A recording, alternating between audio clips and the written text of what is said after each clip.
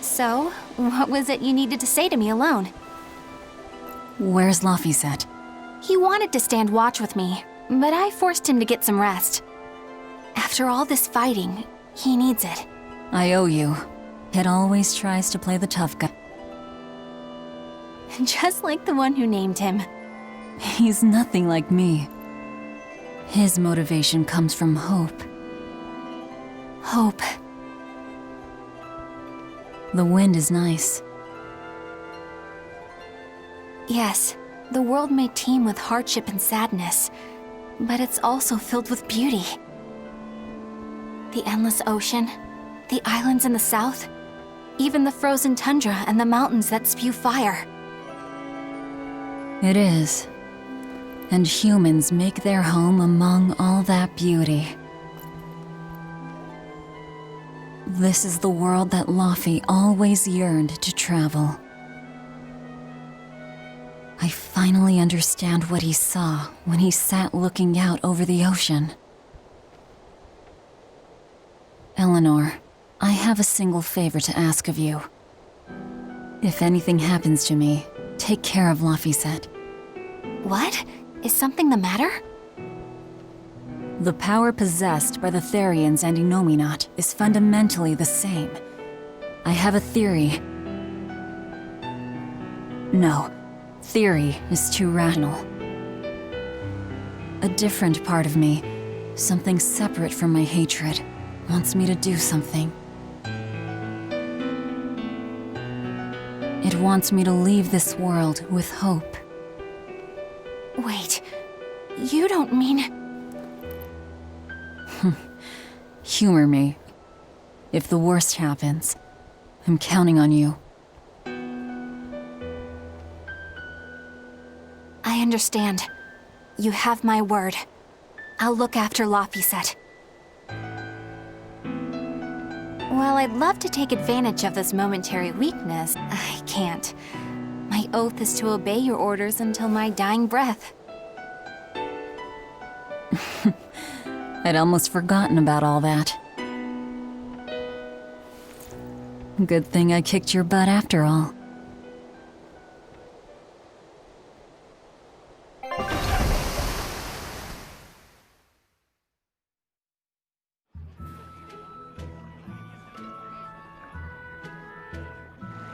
Well, the suppression field is gone.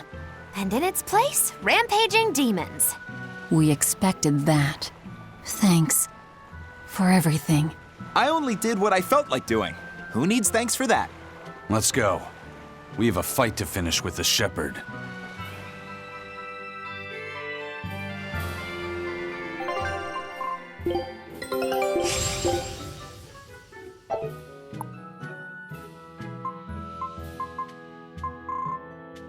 Scout ship to...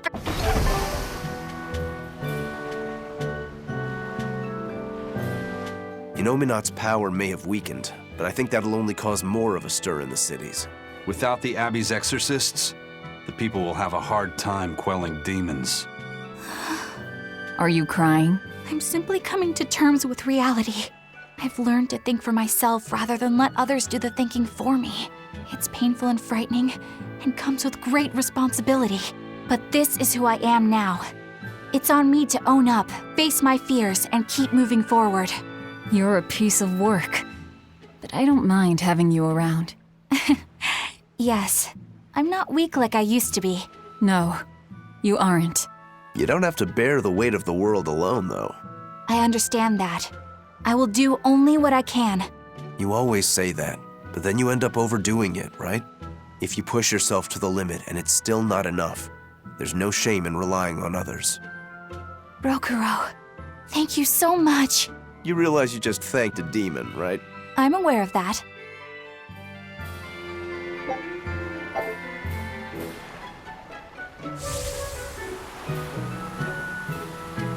We put all our faith in you because you said you could protect us.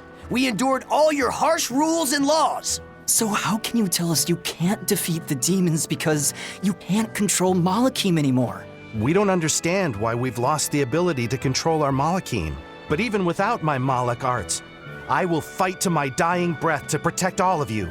So please, calm down. Ha! I'm not listening to anything the Abbey says anymore. What are you looking at? Yeah, you there. Mean-looking guy. Get over here. I think I'll pass. Thanks. Hey, Muscles! Get back here! I'm not through with you! Please stop. I understand that you're worried and upset, but now isn't the time to be fighting amongst ourselves. Please, let us all stand together. Help us fight off the madness and the demons that threaten our world. And if that's not good enough for you, you can face me instead. Guess I'm sorry. That exorcist has some serious backbone. Aye.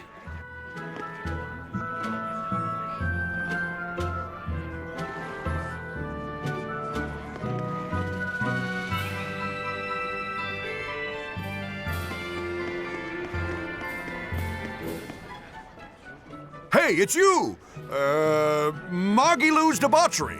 It's menagerie. I finally get a chance to see the famous Magilou's Menagerie. I've been waiting forever to meet up with you again. Meet up with us? Why? Well, with my bad luck, I've always just missed out on seeing your splendiferous performances. So, well, I made my own menagerie. The Abbey is a mess, and people everywhere are scared.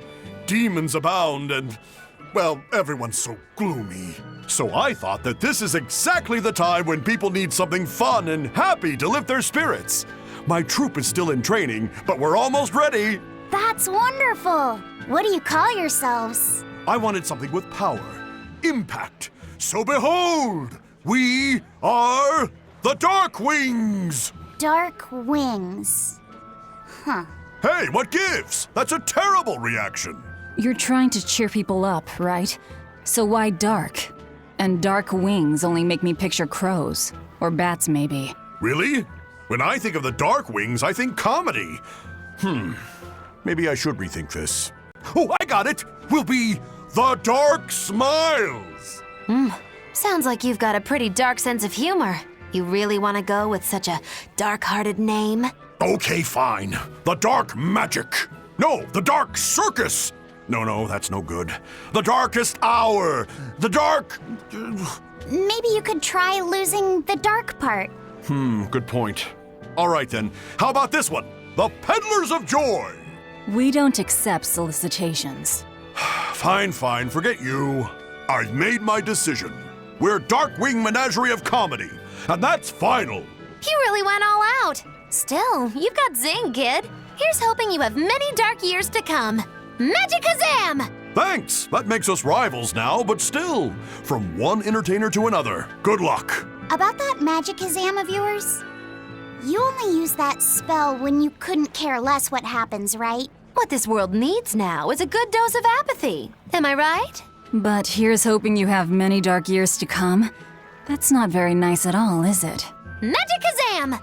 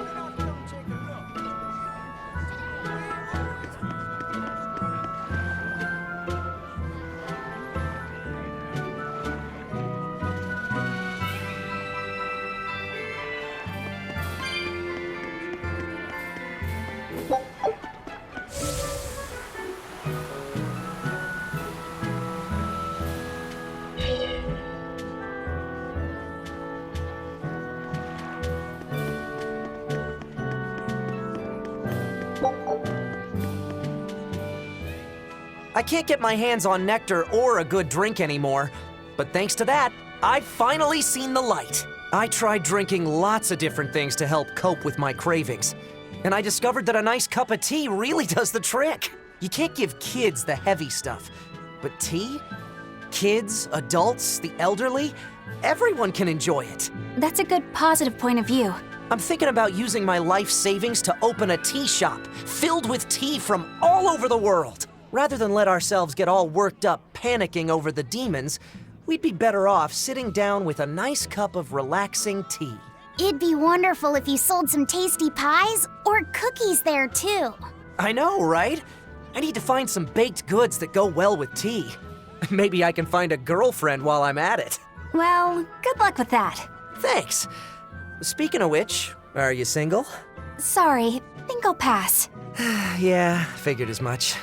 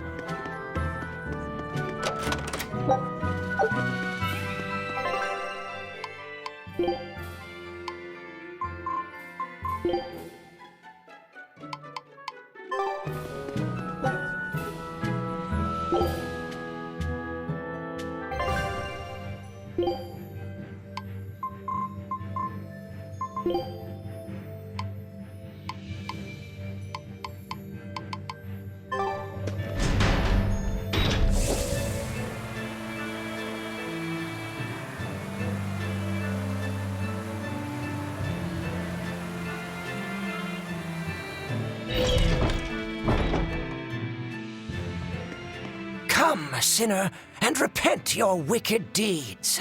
Why are you whispering? Because everyone else in your group has been nothing but trouble. Not a single one of them will truly repent. What kind of place do they think this holy sanctuary is? I don't know what to tell you. You'll have to take it up with them. I can't. You know what they're like, right? If I complain about it to them, they'll just beat the stuffing out of me. I wish I could tell you that deep down they're all good people, but... That's why you need to confess something. What? Why me? Please, I just want to hear a legitimate confession for once. If you don't hurry up, I'll put a curse on you. Oh, all right. I'm so sorry for all the trouble that my companions have caused you, Father. Forgive me. No, that's not going to work. I guess I'm not quite in the mood to forgive that yet. Yeah. Well, maybe you should repent for being such a petty, mean old priest.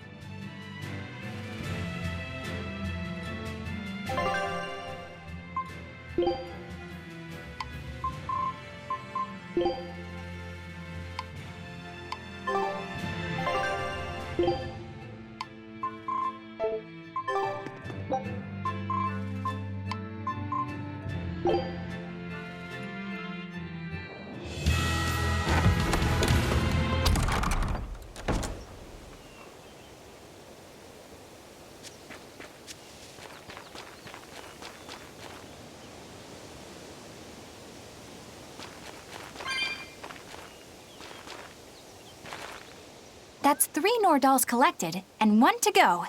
Right. Usually that turtle shows up right about now. What gives? Turtles, loiters, embroiders? You mean the Turtles is late because he's taking too much time getting a new design for his robe? I knew you could belong, my dear little oyster. Should we wait for him a bit longer? I'm sure your sister's reply has to be arriving soon. I don't write her those letters expecting to get a reply. They're more like an apology for not coming home to see her. But you can't go home because of the Reaper's curse, right? So why do you letters and gifts? Soon after I left, my sister wrote me a letter. She said, "I don't care if it's dangerous. I want to be with you." Maybe the old me, once I realized there was no fixing this curse, would have gone home prepared to do everything in my power to protect her. But I'm not the old me. Haven't been since I met Ifrit and his crew. I understand. You found your place on that ship. Even if you lifted the curse, you wouldn't move back home. Do you think your sister knows that? I haven't told her directly, but I'm sure she's realized it. She's smart, and she's empathetic. That's why she never sends me a reply. You mean because she respects that you've chosen your way of life? That's probably how she sees it, yes. But understanding does not preclude loneliness. I think she doesn't reply as a way of showing that she disapproves. And you keep on sending those letters by way of atonement. I don't think it's anything so noble as that, but sure. You're probably not too far off the mark. A brother writing letters knowing he'll never get a reply. And a sister waiting for a brother she knows will never come home. You two make it so damn complicated. Just talk it out face to face and make up already. It's not that hard. At least the person you care about is still alive. Velvet. Are we done here? Let's go.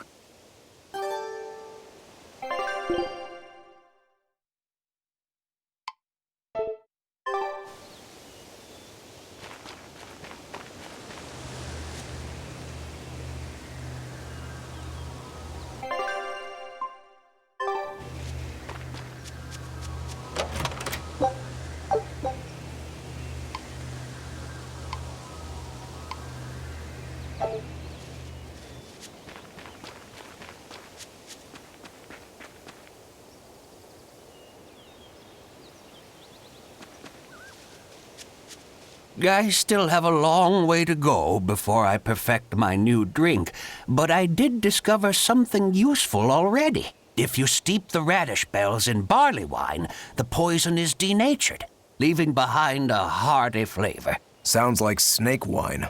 Exactly. That's where I got the idea. So, can I get a taste of your new concoction? Don't tell me I have to wait 50 years for this one, too. I just started brewing it up. It should be ready after the summer. But my intuition is telling me to let it sit for 4 years. In that case, we'll come back next autumn. Make sure to save enough for 2. Nah, 2 won't be enough. I want to treat the whole crew.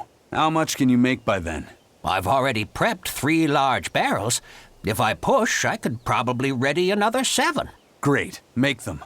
I'll pay for all 7, and we'll split 5 barrels in the autumn. What? And we'll come for the other 2 in 4 years' time. Right, Eisen? No, we'll only take 1 more. The last one is yours to sell as the town's specialty. Oh, thank you. I'll make sure it's delicious. Looking forward to it.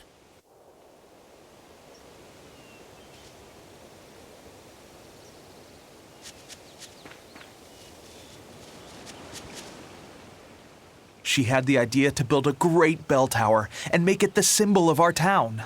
We'll make the tower out of stone, tall and proud.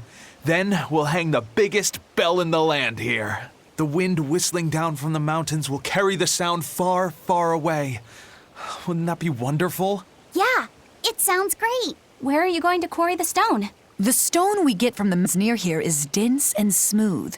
Perfect for constructing buildings with. You know your rocks. When I was deciding on where and what to farm here, I spent a lot of time researching the nearby geology. Not only does she have the knowledge, she has a great logical mind. She's been a terrific help in getting this plan off the ground.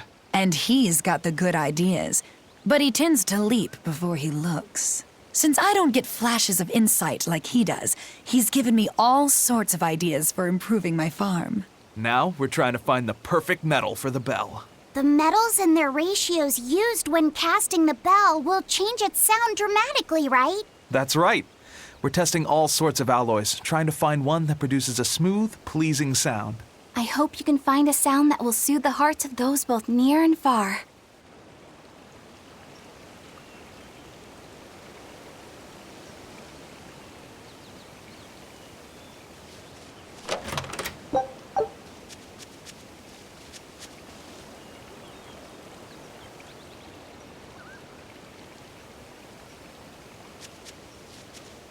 Hello. We were hoping we could put on a comedy act here. Sure, but who's your partner? Me. I'm going to be honest. I think you'll be the worst of any of them. You just underestimate me. I have my own sense of humor. Just act like we're both aboard the Von Eltia. I already have a bad feeling about this. All right. You can play the strong, forceful type, and I'll be the dumb, slow one who... No. I want to play the dumb character. Are you sure you can handle that? I'll have everyone dying from laughter the way only a Reaper can. I don't think I like where this is going.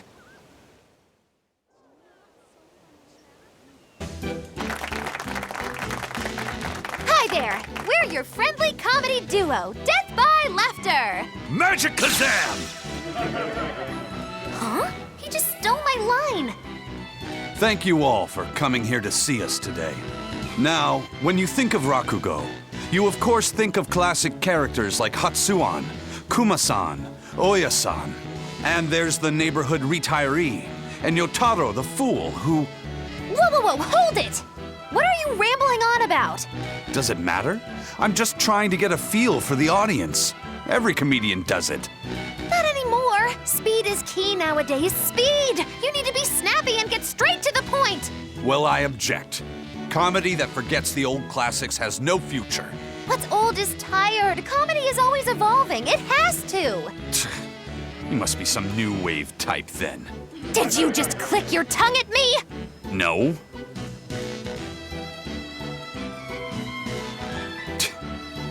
You totally did! I heard that!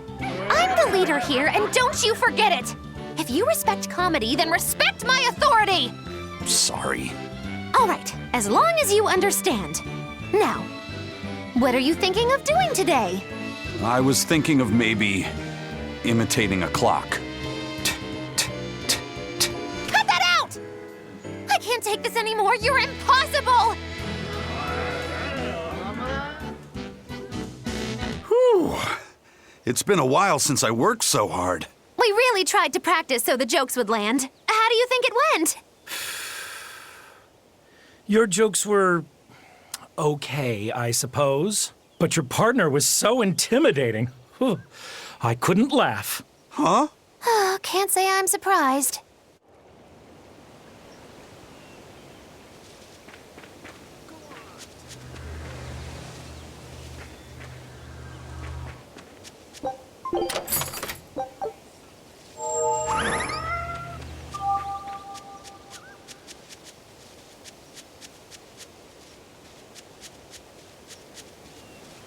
Every time this time of year comes around, I can't help but think back on that terrible accident. Can you tell us about it?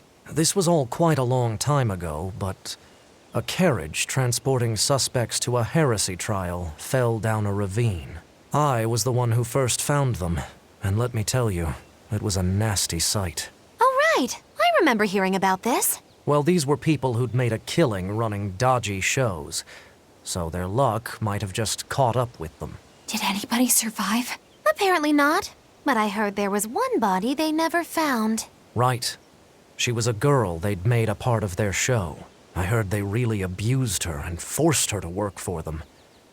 I hope she managed to escape, but I don't know. There were rumors that a strange spirit saved her life, as if anyone could believe a story like that. Yeah, I heard that too. But the crash happened in the deep mountainside wilderness. It's much more likely that she was eaten by a beast. I'm surprised you know so much about it. It happened when I was still young. Exactly how old are you, Magilu? As old as my tongue and a little older than my teeth. From your reaction, I can at least tell you're not my age. Go on, take a good look.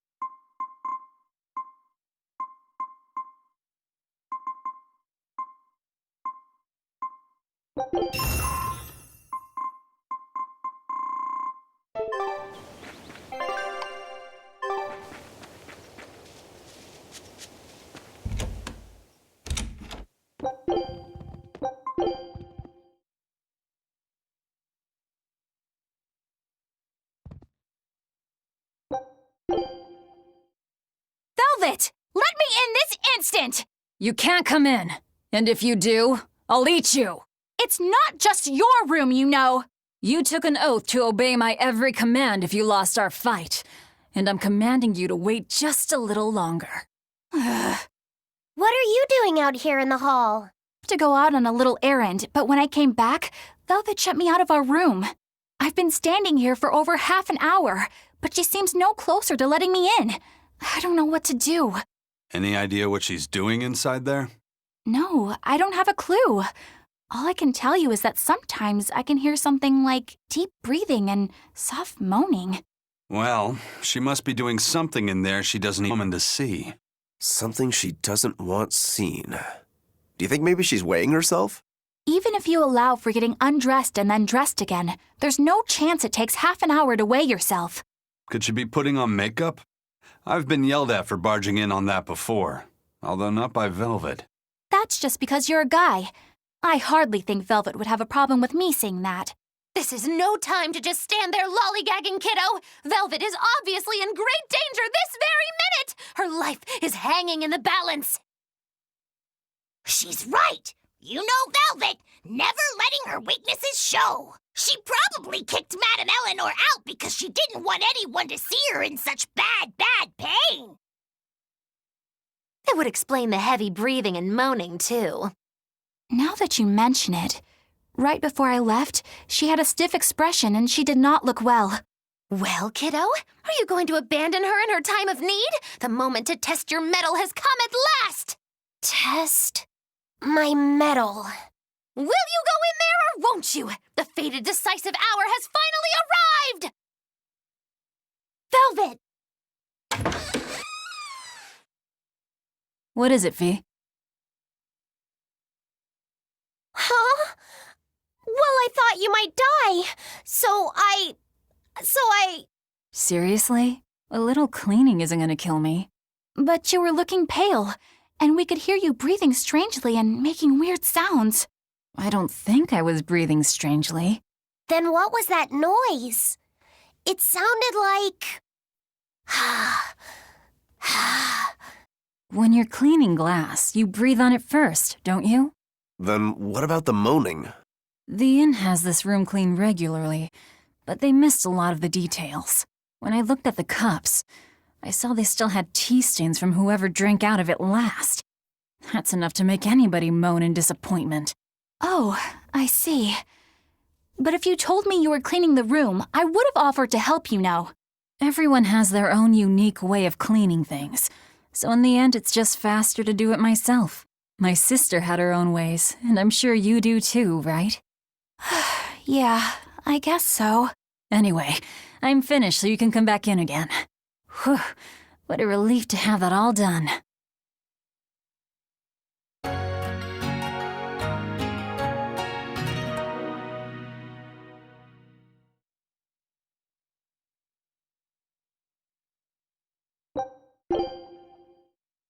Benwick told me that you can mop the floor with the water you've used for washing rice, and it'll make the wood shiny. Is that true? It is. Not only does it get the floor clean, it'll put on a layer of rice brown oil at the same time. 2 birds with 1 stone. Wow, that's awesome! I didn't know that. Yeah, rice water has a lot of uses. The first time you use a new earthenware pot, boil rice water in it, and you'll extend its lifespan. And if you use it when you're rehydrating dried fish, it'll tenderize it and take away the fishy smell too. And if you water plants with it, it acts as a fertilizer. It's really useful stuff. Wow, look at you, Velvet. Maybe I could see you with a family after all. You don't have to act so surprised. Still, I've never read that in any of my books before. How did you end up learning all that? I learned from Celica, who learned it from our mom. It's just been passed down across the family. Wow! What else did you learn from your sister growing up? Celica taught me everything our mom knew about cooking, from the basics to more advanced techniques. Speaking of which, rice water is really useful when cooking, too. If you use it to boil radishes, it'll get rid of their bitter taste. When you use it to boil bamboo shoots or burdock roots, they'll soften and take on a nice white color. My mother taught Celica that anyone who threw away rice water wasn't qualified for housework, and my sister passed it on to me, too. You know so many cool things! When I needed to make When you need to make a child eat their vegetables, it'll go over better if you can cook them tender and not so bitter. I bet you'd make a pretty good mom one day, Velvet. You really think so? Actually, since you're here, Bienfu, I have to ask. Those are discarded vegetables on your tray there, aren't they? Yeah, but they're just raw scraps left over from cooking. I was on my way to throw them out just now. What are you talking about? That's all still good stuff you can use. Look at those radish leaves. Dice them up, fry them in oil, add soy sauce, cooking wine, bonito flakes, and sesame seeds, and voila! A perfectly healthy topping for rice. And that potato skin? If you wipe the inner side on a mirror, it won't fog up. Put some salt on those lemon rinds and you can use them to scrub a wash basin sparkling clean. Holy cow, Velvet! You're a treasure trove of knowledge. You know what's been bothering me? These pirates are way too wasteful with their food. They leave so much garbage. You might be getting carried away here. Yeah, I think you've made the jump from potential mom to bothersome in-law.